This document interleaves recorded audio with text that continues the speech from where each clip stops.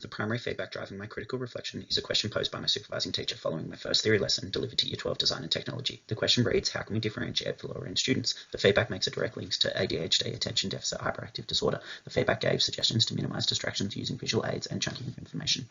The feedback provided relates to Australian Professional Standards APST for Teachers 1.5 differentiated teaching to meet the specific learning needs of students across a full range of abilities. The feedback also relates to APST 1.6 strategies to support full participation of students with disabilities. The feedback specifically mentions differentiation for students with ADHD with emphasis on the attention deficit. The lesson I delivered was a theory lesson addressing H2.2, evaluate the impact of design and innovation on society and the environment, delivering content focused on the ethical considerations of designers. The lesson entailed 2 activities with the feedback in specific reference to the second activity being the PowerPoint presentation. The class is composed of 7 students, each with diverse learning needs, 1 student with high potential and gifted education, however he is also English as an additional language or dialect. On the other hand, the lower end of the class's abilities saw 2 non-ATAR students, one with diagnosed ADHD and another that displayed consistent signs of ADHD.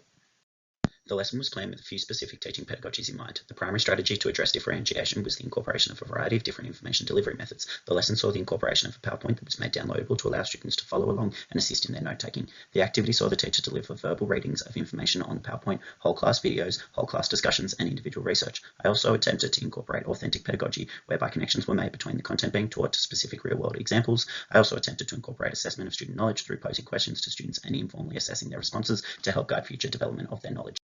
The 2 lower ability students with ADHD struggled to engage in the class activity. One reason for the students' disengagement and lack of motivation would be the change in classroom management and culture created by myself. Students had spent the majority of the previous weeks of the term working with great autonomy as they progressed their major works. However, the classroom culture was significantly changed when my supervising teacher asked me to teach the students theory lessons. The theory lessons I then taught were heavily teacher-directed, with students being receptive learners rather than active participants in their learning. Tomlinson 2017 advised that a blend of whole class, small group and individual instructions are important strategies for differentiation. Academics, Class et al. 2012 state that positive classroom climates are characterized by teachers who foster student autonomy, allowing student self-management and decision-making. My supervising teacher had previously created this positive classroom culture, and so when I removed this, the students naturally disengaged and they were no longer in control of their learning.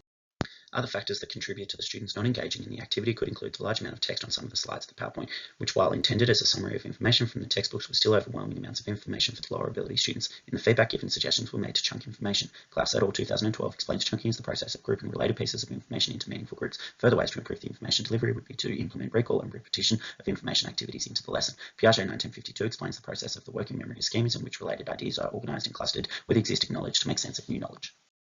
Further suggestions in the feedback received was to minimise distractions. Hyde et al. 2022 explained students with ADHD learn best in environments with minimal distractions. During this lesson, I chose to be tolerant of some distractions for students and did not implement a strong disciplinary and behaviour management approach to the lesson, as the school had very relaxed policies. As can be seen in Figure Out, Krause et al. 2012 describes the factors affecting classroom climate and student engagement being student-teacher relationships, strong disciplinary climate, and pressure to achieve. I felt I developed a strong teacher-student relationship and established pressure to achieve with this class. However, I did not set a strong disciplinary climate and should have been stricter with the removal of distractions from students.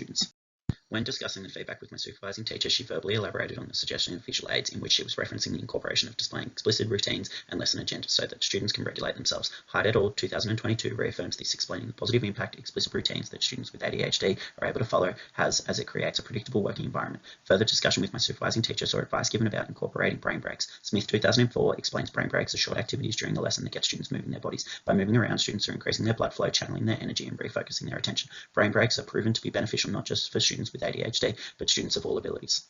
The first change I implemented was increasing the amount of behaviour management for myself. As can be seen in Figure 10 in my lesson introduction, I implemented routine and structure through greeting students at the door, as well as removing distractions through asking students to put away devices and earphones. The second change implemented was writing the lesson agenda on the board each lesson. This was an easy to implement strategy that I thought was effective for students to help provide structure and allow self-regulation. Interestingly, whilst the strategy is backed by evidence, when student answered a Google Classroom exit question on the teaching pedagogy, a few students brought this up with mixed reviews. As can be seen in Figures 12 and 13, of greatest interest is the particular student the pedagogy was targeted for was the one that stated that the agenda made it feel like the lesson went on for ages. I implemented the creation of Kahoots that I used on 2 occasions as means of informal assessment for learning through revising content covered in week's theory lesson to help reinforce students' neural pathways and developing schemes. Numerous questions were repeated across the 2 weeks Kahoots to assess if students had learned from last week's and correct their answers, so to assess students against prior achievement rather than each other. I also implemented a brain break activity in my final lesson with the class, as can be seen in Figure 17. This activity was chosen as the students had just submitted assessments for the subject and had mentioned in previous lessons they were stressed regarding other upcoming assessments. The brain break activity chosen combines both physical activity, social engagement, and emotional awareness as students debrief on their stress.